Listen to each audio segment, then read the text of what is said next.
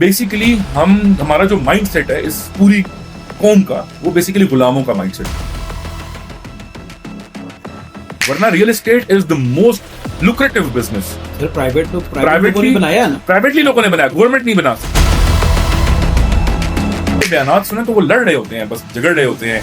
नून इमरान खान पे ब्लेम कर रही है, खान साहब नून पे ब्लेम कर रहे हैं, खान साहब आर्मी पे ब्लेम कर रहे हैं। सियासत तो इन्वॉल्व ही नहीं है ना, बेसिकली तो आर्मी इन्वॉल्व है। तो मेरा ख्याल है फौज अगर अपना इंतखाबी निशान बना के आ जाए ना इलेक्शंस में, तो सबसे ज्यादा वोट फौज को पड़ती है। टेक्नोलॉजी एडजस्ट करती थी, लेकिन उसको खेला स्टेट ऑफ द आर्ट तरीके से किया। ट्रम्प इतनी जल्दी नहीं करेगा, बिकॉज ट्रम्प के खुद बहुत वेस्टेड इंटरेस्ट हैं। अब यही तरीकेकार नया आ गया कि चलो अब हम जमीन के अंदर भी शेयर देते हैं, शायद इससे कुछ पैसे उठा लें।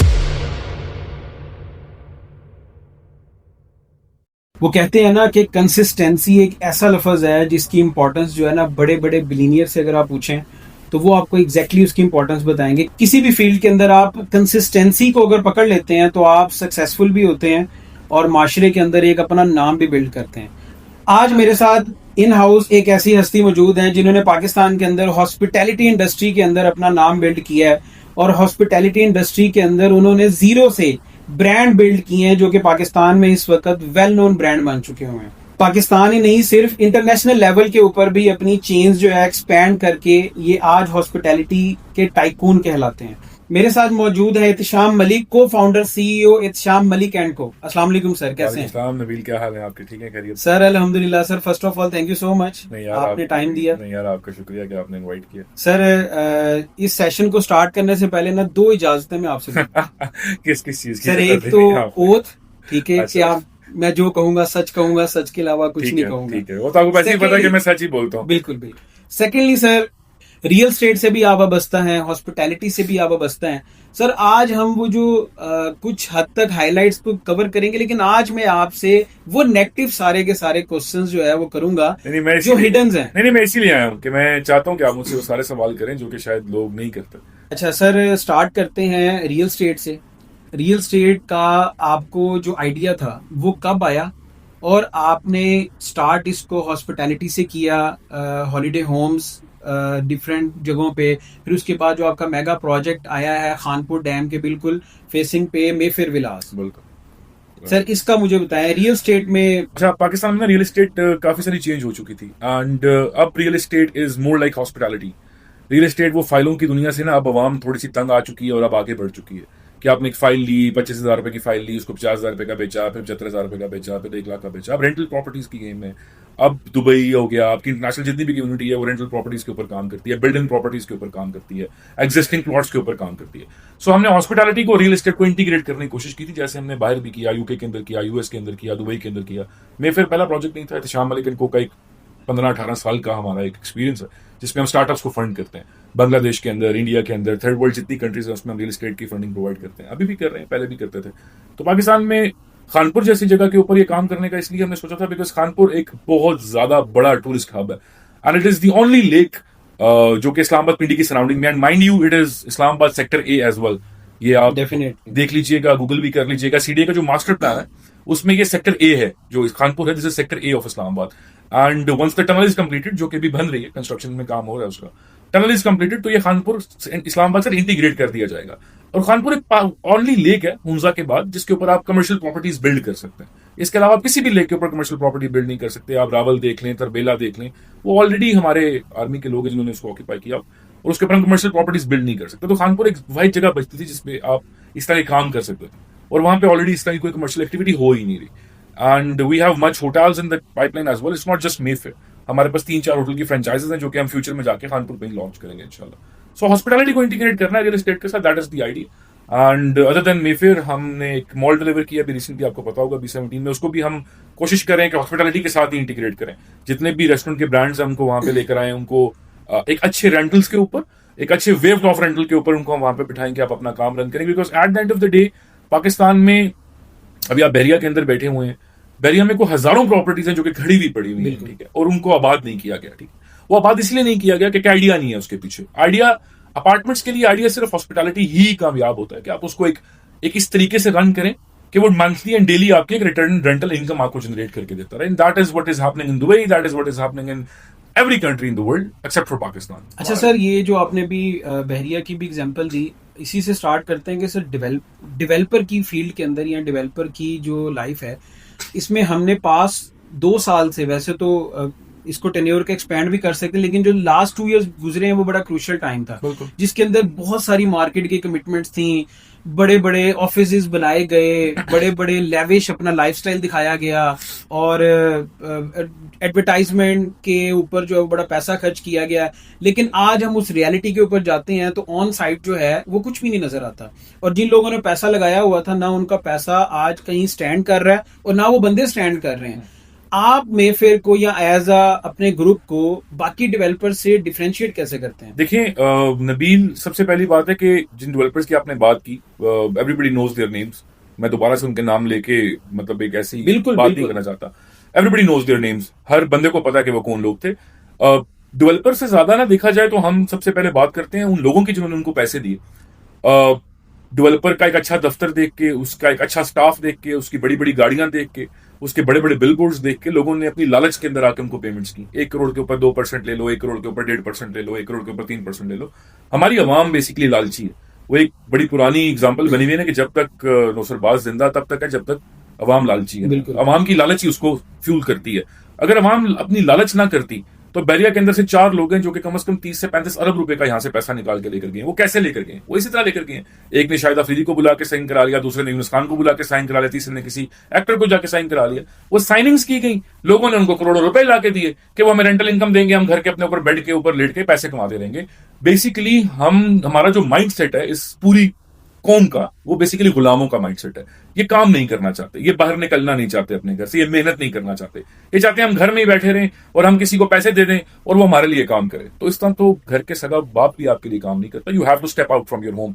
तो आप इसको डेवलपमेंट नहीं कहेंगे। डेवलपर्स बहुत अच्छे अच्छे डेवलपर्स भी हैं इस्लामाबाद के अंदर, पिंडी के अंदर है, अभी भी बैठे हुए हैं। It's not just Mayfair group of companies, हम तो शायद है ही नहीं कहीं पे। बहुत बड़े बड़े डेवलपर्स बैठे हुए हैं, आप देख लें, आपके सामने हजारों नाम है। बैरिया टाउन के अंदर आप बैठे हुए हैं, इन्होंने भी स्टार्ट में बहुत बड़ी बड़ी गलतियां की।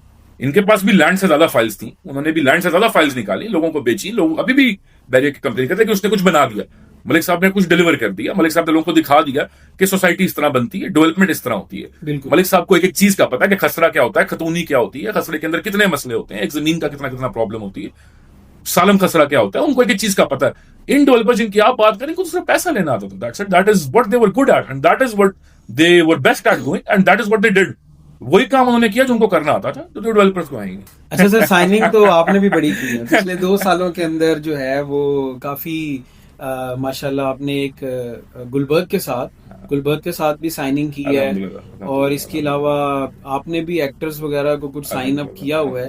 तो अभी आप साइनिंग कल्चर को डिनाई कर रहे हैं? साइनिंग कल्चर को मैं डिनाई नहीं कर रहा। मेरी आप मेफेयर ग्रुप ऑफ कंपनीज की एक भी पोस्ट दिखा दो जिसमें हमारी किसी एक्टर ने या किसी एक्ट्रेसेस ने या किसी मॉडल ने जिनको हमने साइन किया, उसने सरेआम आके ये कहा कि हमारा एक विला खरीद लें या हमारा एक फार्म हाउस खरीद लें, उसकी ये प्राइस है। हम साइनिंग करते हैं फॉर द बिलबोर्ड शूट्स, हम साइनिंग करते हैं ब्रांडिंग, फॉर द ब्रांडिंग। हम साइनिंग सेलिंग के लिए नहीं करते। ब्रांडिंग के लिए साइनिंग पूरी दुनिया में होती है, ब्रांडिंग के लिए साइनिंग हर कंपनी करती है। क्योंकि जरा सी बात है, मैं अपना चेहरा लेके बिलबोर्ड पे नहीं जा सकता ना, मुझे तो पूरा पिंडी इस्लामाबाद वैसे ही जानता, या मैं आपका चेहरा वहां नहीं लगा सकता, ऑब्वियसली कोई देखेगा नहीं, या मेरा चेहरा लगेगा तो वो भी कुछ चीजें नहीं देखना। तो ऑब्वियसली आप साइनिंग करते हैं। और जहां तक आपने गुलबर्ग की बात की, that was an entirely different project.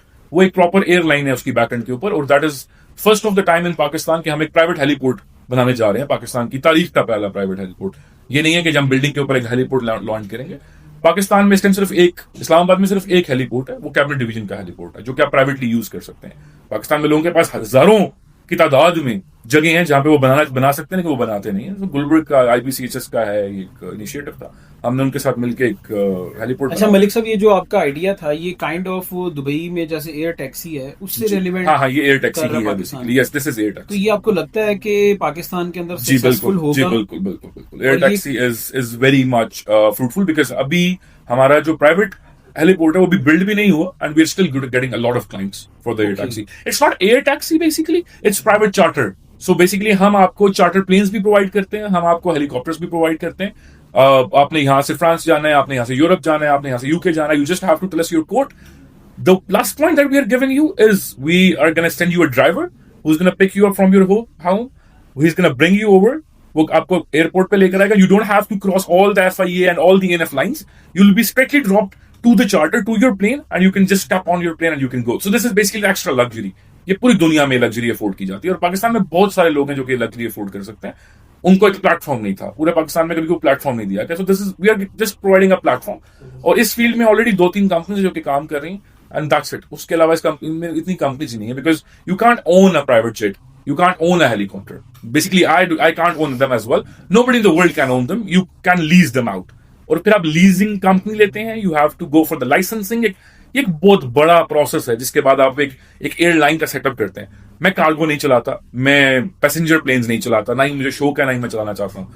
हम एक बहुत नीश मार्केट के ऊपर काम कर रहे हैं, जो कि शायद 2-3% है पाकिस्तान के अंदर, जो चाहती है कि जी मैं अपने घर से निकलूं, अपने बच्चों के साथ निकलूं, और मैं ये एयरपोर्ट के झंझट में ना पड़ूं, और मैं ये टिकटिंग काउंटर्स पे लाइंस में ना खड़ा हूं। लोकल भी मलिक साहब, हाँ लोकल भी करते हैं, लेकिन इंटरनेशनल ज्यादा क्लाइंट्स करते हैं कि मैं उन झंझटों में ना पड़ूं। ड्राइवर मेरे घर के बाहर हो, he picks me up from my home, he takes me to the hangar, and I go on the plane and I fly. So वो फ्रीडम टू फ्लाई जो है, वो उसका ये कॉन्सेप्ट, फ्रीडम टू फ्लाई। जहां तक एयर टैक्सी का सवाल है, air taxi is a very good initiative.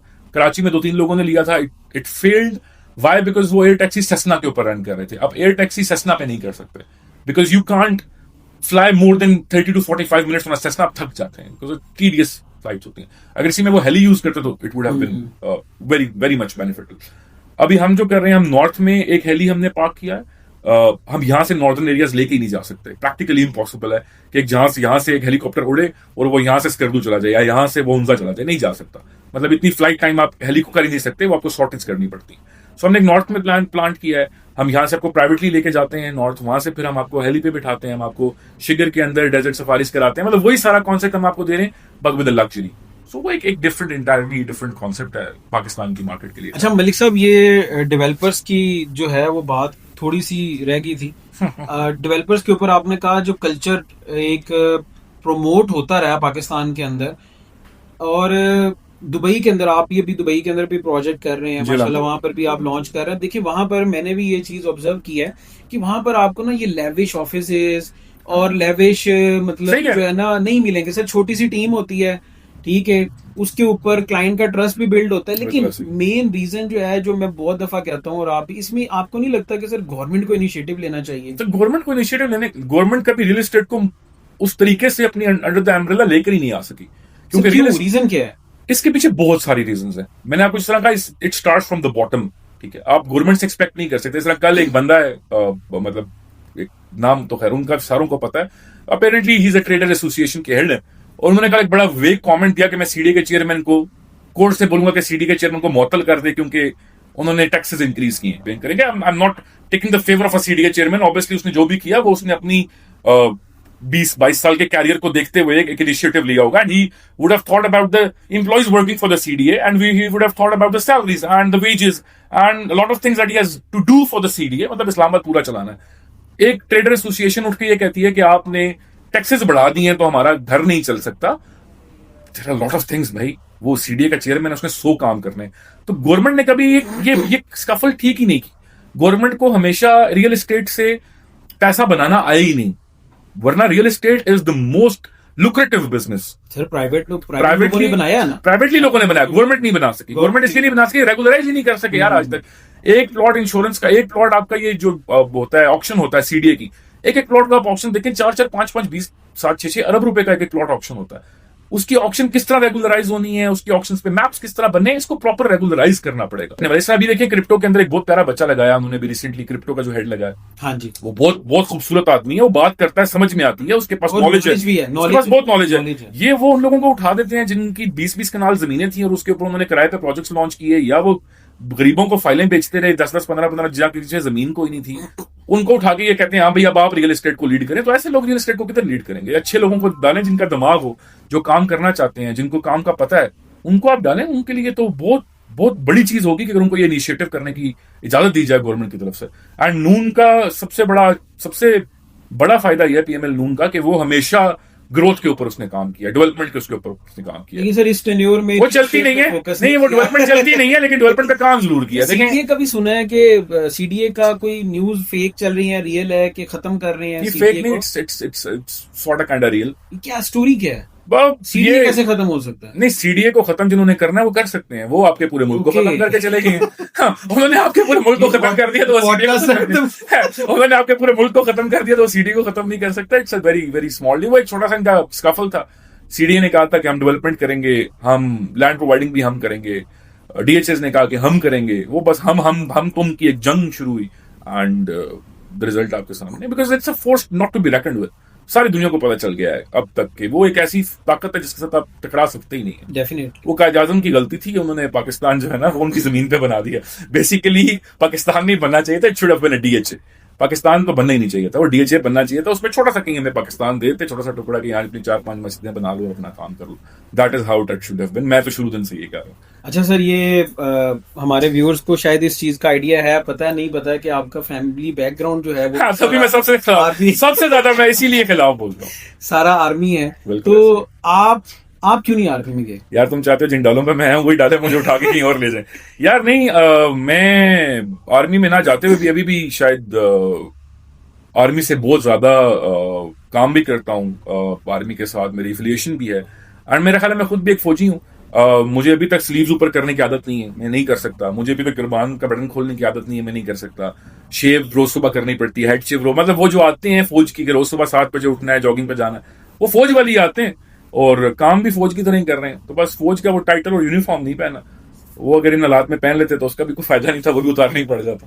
Hospitality आपने जब स्टार्ट की इंडस्ट्री कैफे से, हाँ। वो कैफे की एक स्टोरी है बड़ी इंटरेस्टिंग कि वो जो स्टार्टअप किया आई थिंक कोविड के टेन्योर के अंदर, कोविड से पहले किया था। वो सर स्टोरी क्या है? वो बड़ी मोटिवेशन और हमारी जो यंग जनरेशन है जो कुछ करना चाहते हैं उनके लिए बड़ी इंस्पायरिंग। नहीं यार, मेरे बुचर्स कैफे एंड ग्रिल की आई हैड 22 ब्रांचेस अल्हम्दुलिल्लाह।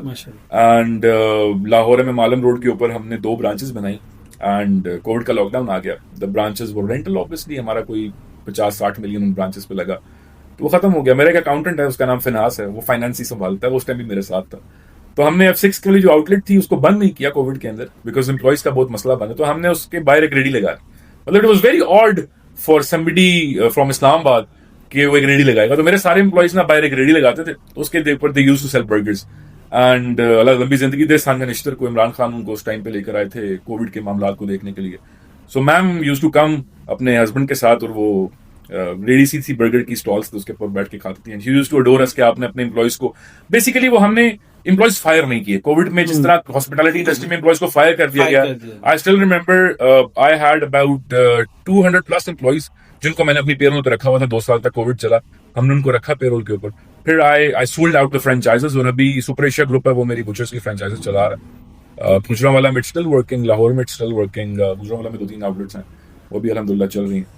हॉस्पिटैलिटी, डेवलपर, और जो तीसरी फील्ड जिसके अंदर आपने अभी रिसेंट कदम रखा है, सियासत। हाँ, सियासत का शौक जो है वो यार किसी ने तो करनी थी। अब किसी ने तो करनी थी। नहीं, सियासत यार आई एम डूइंग इट।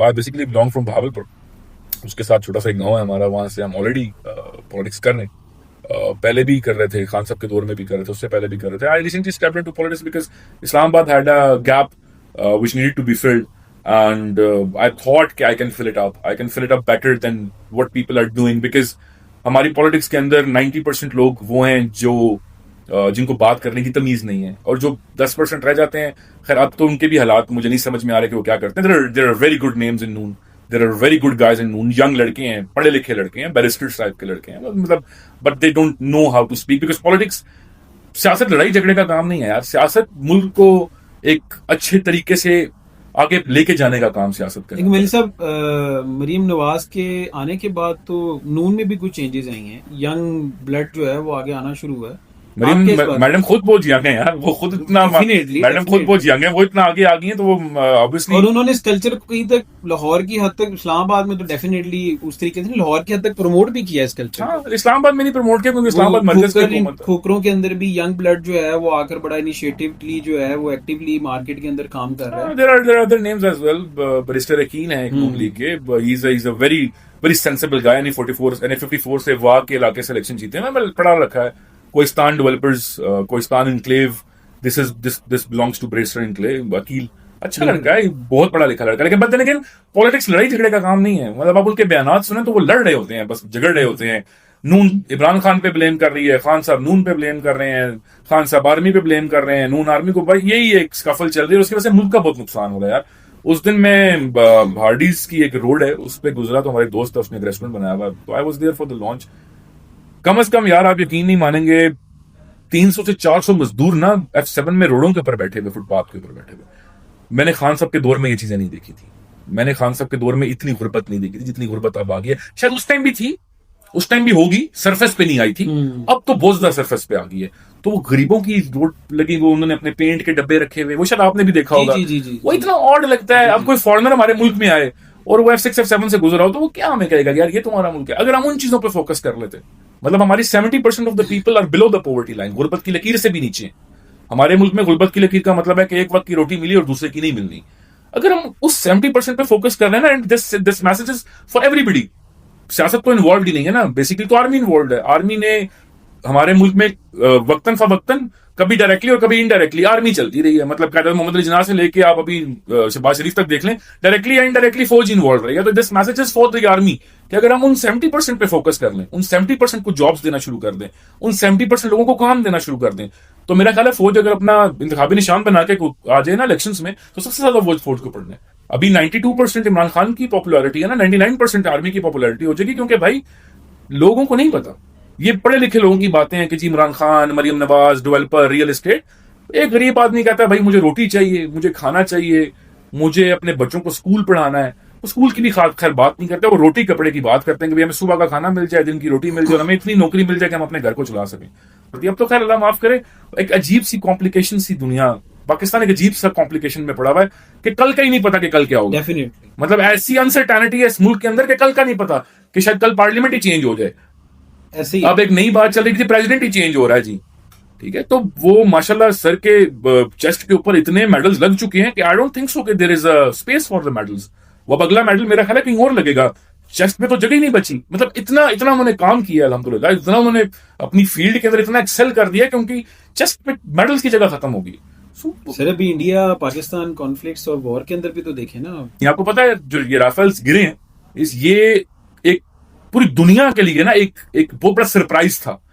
ये डायरेक्ट अटैक नहीं हुआ, it was first of the time in the history of warfare without radar attack हुआ है। No radar was switched on, हमारी तरफ का कोई रेडार ऑन नहीं हुआ था, and they were hit unconsciously. उनको पता ही नहीं था कि उनको कहां से हिट किया गया। ये एक state of the art technology थी, टेक्नोलॉजी एग्जिस्ट करती थी, लेकिन उसको खेला स्टेट ऑफ द आर्ट तरीके से गया। मलिक साहब ये तो होगी लोकल हमारी पाकिस्तान से रिलेटेड जो है ना वॉर न्यूज, और बाकी जो अभी इंटरनेशनल लेवल के ऊपर इसराइल, ईरान, अमेरिका जो कॉन्फ्लिक्ट्स चल रहे हैं, इसको आप देखकर क्या लगते हैं कि क्या ये नई कोई वर्ल्ड वॉर की तैयारी है, या इससे इम्पैक्ट क्या पड़ेगा? यार ये अब ना वो कहते हैं एक सेइंग है कि क़यामत खुद बताएगी कि वो क्यों जरूरी थी। अब शायद वो वक्त करीब आ चुका है, अब इमाम के आने का वक्त हो चुका है, अब खुरासान से वो लश्कर निकलने का वक्त हो चुका है जो नबी पाक सल्लल्लाहु अलैहि वसल्लम ने फरमाया था। अब वो काले झंडे निकलने का वक्त हो चुका है, क्योंकि अब लाकानूनियत की इंतहा हो चुकी है। डेफिनेटली कश्मीर के अंदर आप हालात देख लें, फलस्तीन के अंदर हालात देख लें, सीरिया के अंदर हालात देख लें, यमन के अंदर हालात देख लें, जहां पे भी मुसलमान बैठे हैं कुत्ते की तरह पिस ही रहे। लेकिन ईरान ने जो ईरान रिटेलिएटेड यार, Exactly. Iran retaliated. Iran showed the world what sovereignty means. Iran ने दिखाया कि सोवरेनिटी क्या होती है। वो लोग ही थोड़े से डिफरेंट हैं। अगर आप ईरान गए हैं ना तो कभी जाएं तो वो लोग ही थोड़े से डिफरेंट। सर ये भी दिखाया है कि मतलब वेपन्स न्यूक्लियर ना होने के बावजूद भी जो ललकार है ना, हाँ वो बहुत बड़ी, वो डेफिनेटली वो कहते हैं गांव का चौधरी है ना, अगर आपको 100 चंडे मारो तो आप एक भी मारना तो बहुत बड़ी होती है। तो वो ईरान ने काफी सारी मारी, एक भी नहीं मारी, वो काफी सारी मारी। बट देन अगेन ये ज्यूज हैं, एंड ये the Jews have been controlling the entire world. आपके पूरे दुनिया की जो इकोनॉमी है it's being controlled by the Jews, and Jews have to come and then Muslims have to fight back. खैर वो मेरे तुम्हारे जैसे मुसलमान नहीं होंगे, हम तो बस ये दाढ़ियां बगैर नाम बराए नाम ही रख के बैठे हैं। क्योंकि अगर हम सही मुस्लिम्स होते तो जब ईरान जो फलस्तीन के ऊपर हमला हुआ था तो सबसे आगे मुझे और आपको होना चाहिए था।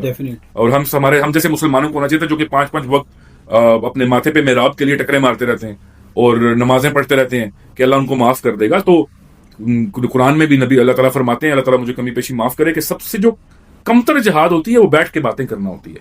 ईमान का सबसे कम दर्जा होता है। आपको निकलना चाहिए था, आपको वहां जाना चाहिए, हमें वहां जाना चाहिए था, आपको नहीं, हमें वहां जाना चाहिए था, हमें वहां पे उनकी हेल्प आउट करनी चाहिए थी।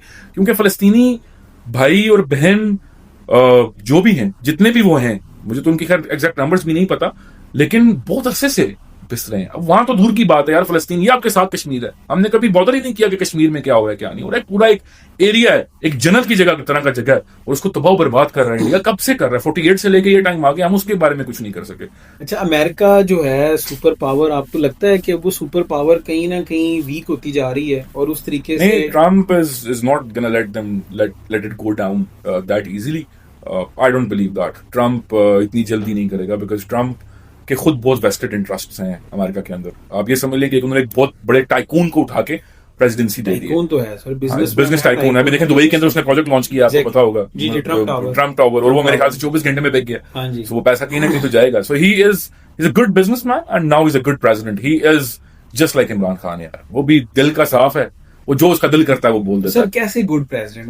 मुझे नहीं, ही इज अ गुड। अब मगर आप इस चीज को छोड़ दें कि उस कौम ने मुसलमानों के साथ क्या किया। As a president he is an amazing guy. As a president उसकी पॉलिसीज बहुत अच्छी हैं। एज अ प्रेसिडेंट उसने बहुत सारे कॉन्फ्लिक्ट्स हैं जिनको रिजॉल्व करने की कोशिश की। एज द प्रेसिडेंट उसने अपने मुल्क के अंदर डेवलपमेंट का काम बहुत ज्यादा स्टार्ट किया। एज अ प्रेसिडेंट उसने जो वॉर इकोनॉमी है बेसिकली उस पर बहुत फोकस किया है। यूएसए हमेशा चली वॉर इकोनॉमी के ऊपर है। वो जंग होती है तो यूएसए की इंडस्ट्री चलती है, जंग नहीं होती। अब जिस तरह देखें पिछले जंगें नहीं चल रही थी, so they had to start a war. उन्होंने कोई ना कोई जंग शुरू करी तो उन्होंने यमन पे अटैक कर दिया, और कहीं ना कहीं उन्होंने अटैक करना था ताकि इंडस्ट्री चले। तो उसने उस वॉर इंडस्ट्री के ऊपर, वॉर इकोनॉमी के ऊपर बहुत मेहनत की है। अपनी नॉर्मल इंडस्ट्री के देखें, यूएसए के जो लोग हैं ना, they are fanatics basically.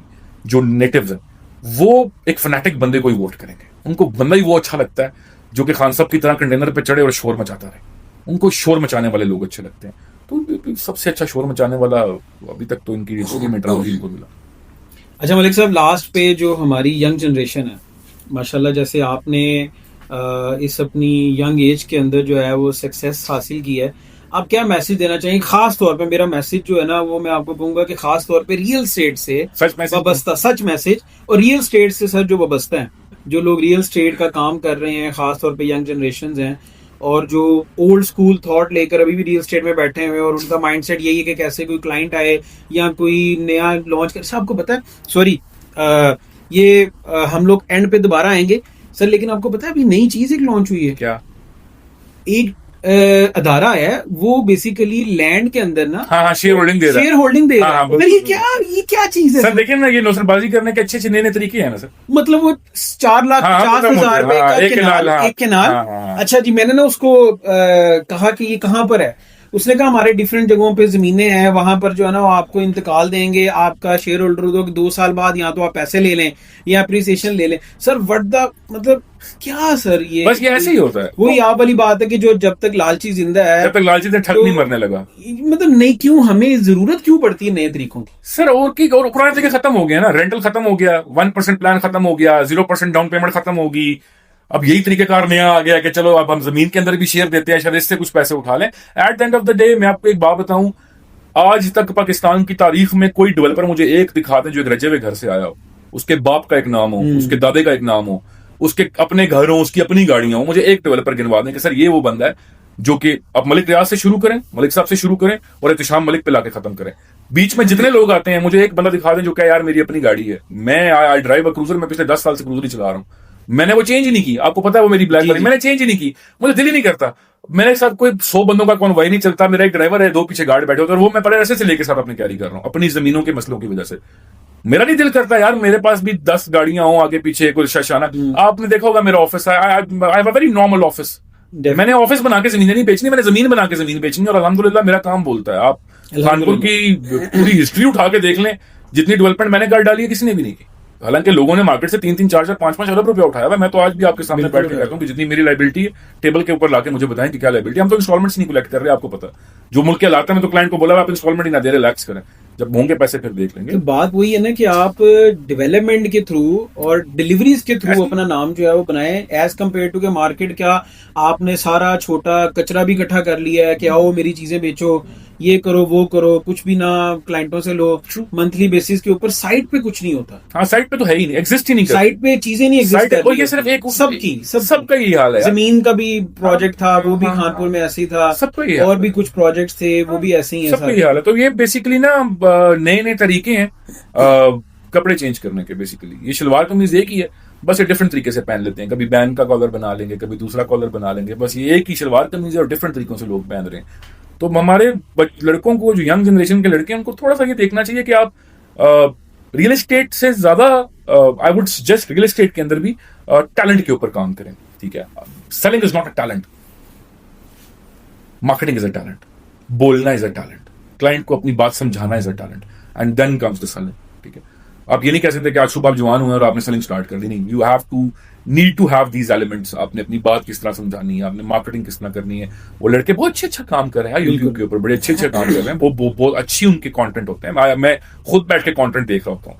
The point is, लड़कों को टैलेंट चाहिए कि कोई कुछ टैलेंट पे काम कर ले, कंटेंट क्रिएशन के ऊपर काम कर ले, मार्केटिंग के ऊपर काम कर ले, रियल एस्टेट की 3Ds बनाने के ऊपर काम, किसी भी चीज, ऐसी चीज के ऊपर काम करें जो कि टैलेंट हो, क्योंकि real estate is not a talent यार, I am sorry but real estate is not a talent. कोई हमारे पाकिस्तान में अल्लाह माफ करे कभी किसी लड़की का रिश्ता लेने के लिए जाए ना, तो उनको बोले ना कि यार आपका बेटा क्या काम करता है, जी वो रियल एस्टेट एजेंट सर नहीं होता रिश्ता। हाँ, तो रिश्ता ही नहीं होगा, नहीं होता। तो गाली है यार, काम ही कोई नहीं है ना। ये देखें, मेरे एक करीबी का अपना एक्सपीरियंस रहा है, आपकी हकीकत बात है। हाँ, नहीं होता, रियल एस्टेट का काम करते नहीं नहीं, रियल एस्टेट का काम है ही नहीं ना भाई। रियल एस्टेट क्योंकि काम ही नहीं है, ये क्या काम है मुझे आप बताएं। रियल एस्टेट को बिजनेस है, it's just not a business. हालांकि रियल एस्टेट पूरी दुनिया में इट्स अ बिजनेस।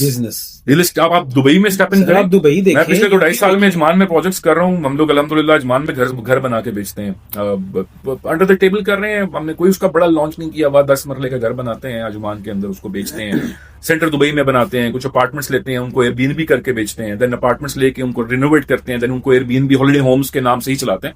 अब अल्हम्दुलिल्लाह मेरे तकरीबन we have 120 apartments in our portfolio, जिनको हम हॉलिडे होम्स की ऊपर एयरबीएनबी करते हैं पर डे वीकली बेसिस के ऊपर।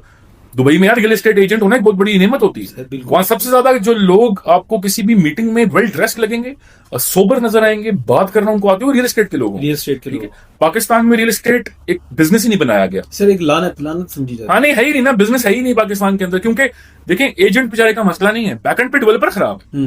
वो उस गरीब का मसला नहीं है जो बेचारा मेहनत करके क्लाइंट को कन्विंस करके चीज बेचता है, पीछे बैकएंड पे डेवलपर का इशू है। डेवलपर ने बनाना ही नहीं है, उसने इतने कमीशन रखे हुए हैं कि आप मुझे खुद बताएं यार, इतने कमीशन के साथ एक डेवलपर कैसे प्रोजेक्ट बना सकता है। आपको याद है मेरी आपकी भी यही बहस होती रहती है कि सर कमीशन कम करें, वो बंदा बना ही नहीं सकता। आप eight the end of the day जा ही नहीं सकते डिलीवरी के मॉडल पे। तो डेवलपर कमीशन इसलिए ज्यादा देता है कि वो यंग लड़के हैं, वो बेचे। तो मेरी एडवाइस होगी लड़कों को कि वो टैलेंट के ऊपर काम करें, कोई भी एक टैलेंट पकड़ लें यार। देखें, एक मोची है ना, उसको जूते बनाना आते हैं, नहीं मरता। मुझे आज तक कोई बता दें कि मोची भूखा मरा हुआ है जी, मोची के पास काम नहीं है। कोई एक मोची दिखा दें कि सर ये फलाना मोची, इसके पास काम नहीं है, या नाई के पास काम नहीं है। सिंपल काम है ना, बार्बर है, आपके बाल है, मेरे तो बाल नहीं है माशाल्लाह, मैं तो खुद ही शेव करता हूँ। बार्बर है, उसके पास भी एक हुनर है, तो हुनर के ऊपर काम करें। जब आप हुनर पे ऊपर काम करेंगे तो आप मुल्क को भी बेहतर करेंगे, आप अपने आप को भी बेहतर करेंगे। सर मीन्स टू से कि डिफरेंशिएशन के ऊपर जो है ना वो काम करना चाहिए। हाँ। और मार्केट रिसर्च करके हाँ। आप देखें कि किस चीज के ऊपर आप बेटर वे के ऊपर काम कर सकते हैं, किस चीज की नीड है, मार्केट में नीड किस चीज की क्या है। अभी मेरा कल सर आपके साथ एक एक्सपीरियंस शेयर करता हूँ। मलिक साहब, मेरा एक यही बैरिया का ये एक यंग लड़का है, बड़ा अच्छा काम मार्केट में करता रहा, अच्छे हालात में, लेकिन अब और इंडिपेंडेंटली काम करता रहा। अब मैंने कल उससे पूछा, मैंने कहा क्या कर रहे हो, उसने कहा मैंने MGC के साथ काम कर रहा हूँ। मैंने कहा कोई और काम नहीं मिला, रीजन वही थी आप वाली बात कि हाई रिबेट्स, ठीक है।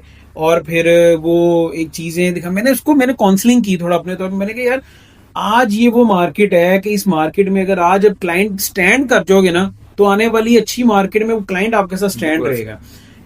हमने सर पिछले ये 2-3 सालों में टेन्योर में क्या किया, क्लाइंट हमारे उठा के इनको दिए, ठीक है, और ये ना ये रहे ना क्लाइंट रहे ना हम रहे। बिल्कुल ऐसे। तो ये यंग जनरेशन को ये सोचना चाहिए कि चूजी काम जो है वो करना चाहिए। देखिए, जो आप लोग ये काम करते हैं ना, ये आता है इन्वेस्टमेंट एडवाइजरी के ऊपर, ठीक है। It's an investment portfolio management.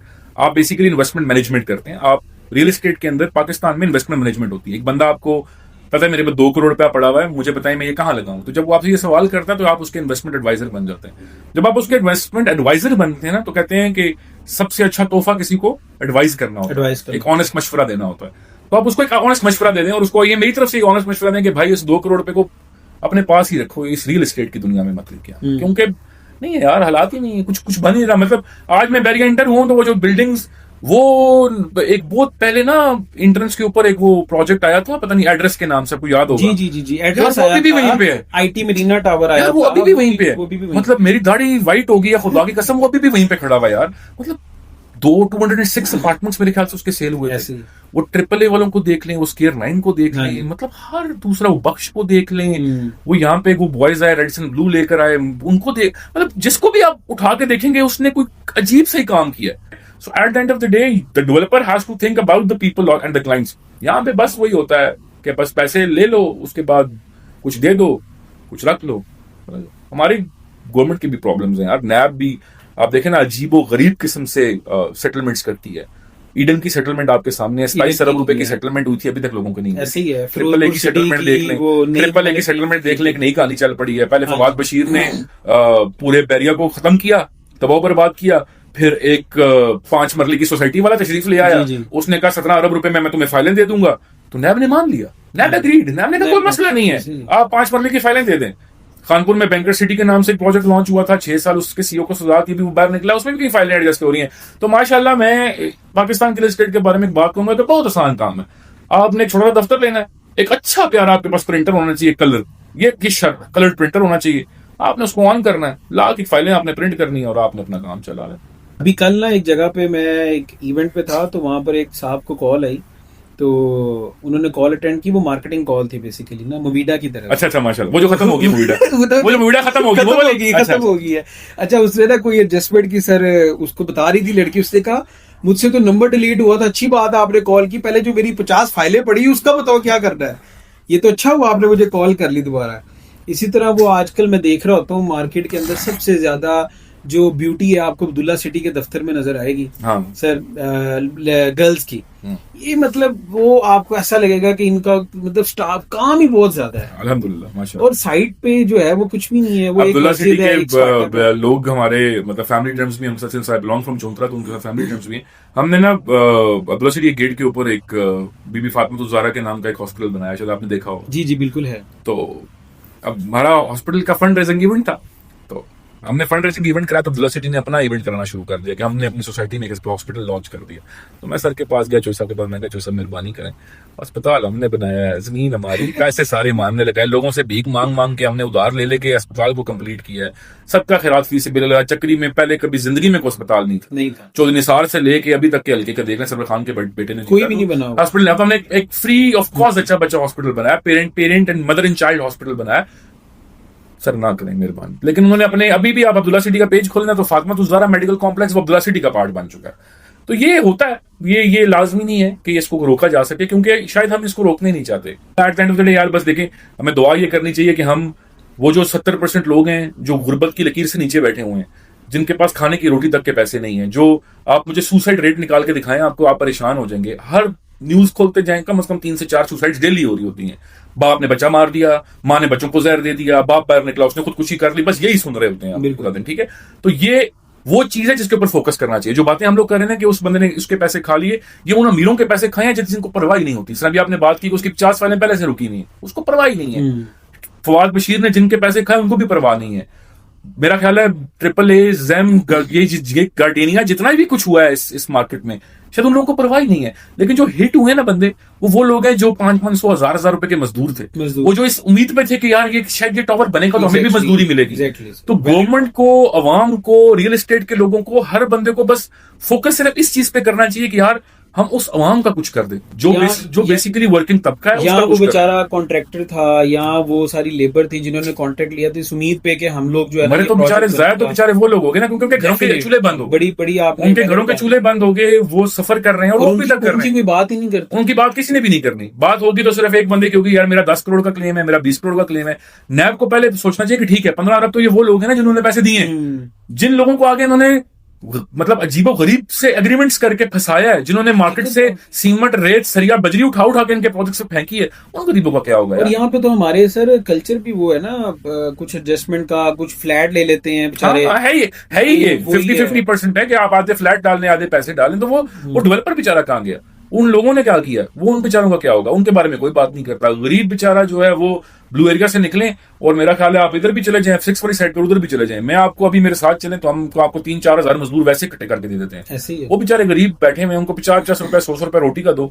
यार हम लोग ना लंगर लगाते हैं अपने घर के, वैसे ये बातें इस तरह की जगहों पे करनी नहीं चाहिए, लेकिन हम एक कहने का मकसद क्या है कि हम घर के बाहर ना लंगर देते हैं, हर वीक दे दिया, जब अल्लाह ताला ने इस्तात दी, कभी पैसे होते हम दे देते हैं। यार आप यकीन मानेंगे हमारे पास पूरा ही नहीं पड़ता। उस दिन मैं बैठा सोचता कि यार हमें एक टाइम का खाना देते हैं और हम पूरा नहीं कर सकते। तो रब की जात देखो जो हर बंदे के 3-3 टाइम के खाने पूरे कर रही है, बेशक वो कितनी अजीम हस्ती है। हस्ती वो बहुत अजीम है, और हमें उसने नायब बना के दुनिया में भेजा है ना, हम उसके नायब हैं। बिल्कुल। तो नायब का काम ये होता है कि वो उस हस्ती ने रोटी देनी है तो हमारे थ्रू टनल होके जाएगी। अल्लाह ताला खुद तो नहीं 2 रोटियां पका के ऊपर से फेंकेंगे, वो मनस सलवा के जमाने तो चले गए। बिल्कुल। अब अल्लाह ऊपर से रोटियां तो नहीं ड्रॉप करने लगा, वो हमारे थ्रू ही करेगा, लेकिन वो हमारे तक आता है पैसा। अल्लाह ताला अपनी ड्यूटी पूरी करते हैं, वो हमारे तक भेज देते हैं कि आगे रोटी दो, लेकिन हम आगे रोटी देने के बजाय क्रूजर ले लेते हैं।